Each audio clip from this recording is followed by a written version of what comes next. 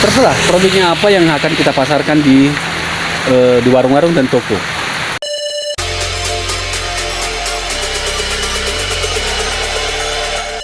Halo, Assalamualaikum warahmatullahi wabarakatuh. Kembali lagi dengan saya Guntur Tarigan. Di video ini kali ini saya akan men-share cara melaskan dagangan. Yang pertama-tama teman, kalau boleh tahu teman-teman dagangnya apa? Ya, dagang apa? Kalau teman-teman pedagang angkringan atau keliling? Karena beda segmen pasar yang harus kita bahas ini.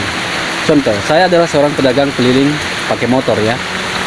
Terserah produknya apa yang akan kita pasarkan di warung-warung dan toko atau di titip jual gitu. Hal pertama yang harus teman-teman catat ya, perbanyak pelanggan. Karena perputaran keuangan yang kita punyai adalah semakin kita menambah pelanggan, semakin kita mendapatkan keuntungan dengan tidak terasa usaha kita sudah berkembang. Dengan terus memperbanyak terus pelanggan yang kita cari. Walau kadang-kadang di sekeliling kita tuh setiap hari pun kita lewati, kadang-kadang menu yang kita tawar itu tidak ada gitu. Nah, bisa jadi terserah produknya apa ya. Yang kedua ya, perlu teman-teman ketahui, keramahan kita dalam menghadapi calon konsumen kita atau toko yang kita datangi. Kita harus say hello dulu. Nah, kalau ini saya ada satu momen gitu. Toko itu satu suku dengan saya. Jadi saya bahasa daerah yang saya punyai gitu. Teman-teman atau Karo, Jawa, Batak gitu ya.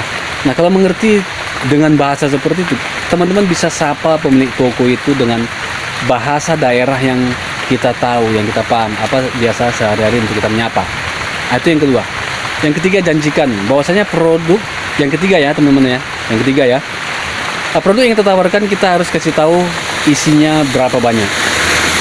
Kalau dia per bungkus kecil 1.000 atau 2.000 rupiah ataupun 500 rupiah, kasih tahu bahwasanya isinya 20 atau 25 atau 30 bahkan 50, kasih tahu. Karena kita kan sudah setting di rumah tuh, isinya sekian.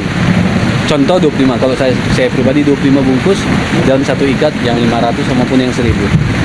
Apabila pelanggan baru yang kita datangi dia setuju, biasanya kalau kedai lama itu dia akan tanya, bisa nggak pulang BS-nya, pulang sisanya, kalau dia makanan ya, kalau dia mainan apa gitu kan, tentu kita tetap menerima gitu kan. Itu yang ketiga ya. Kita harus memberitahu toko yang kita datangi itu isi dalam kemasan produk kita itu berapa banyak, berapa bungkus. Yang keempat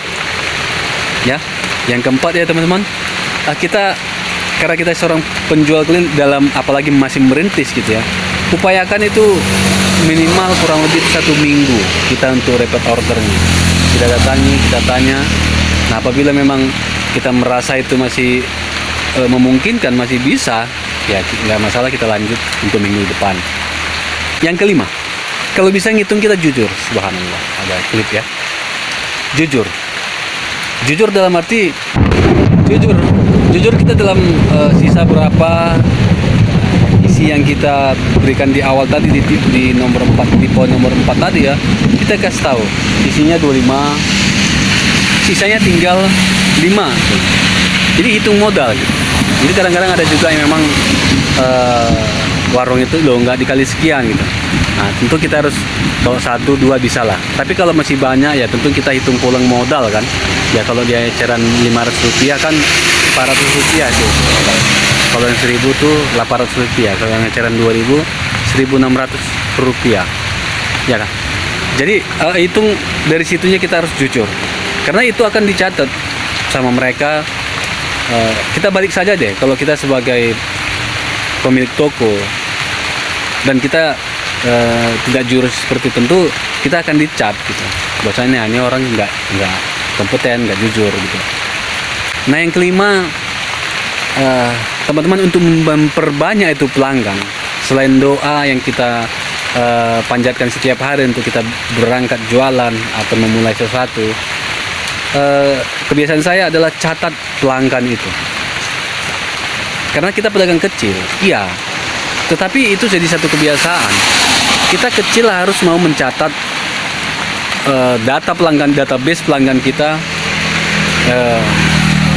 Itu beda ya dengan kita membeli bahan, itu memang harus kita catat juga, karena bahan itu kalau kita nggak catat kita juga nggak ngerti gitu. Karena kalau makanan ataupun mau yang mainan maupun yang lain, kalau kita nggak catat kita nggak akan ketemu itu berapa keuntungan yang setelah kita buat harga jualnya. Oke, itu yang kelima. Teman-teman bisa mendapatkan tips lain dari video ini tentang cara mengemas resep kacang bawang di channel ini.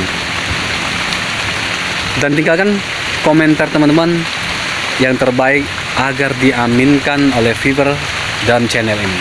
Sampai jumpa di video selanjutnya.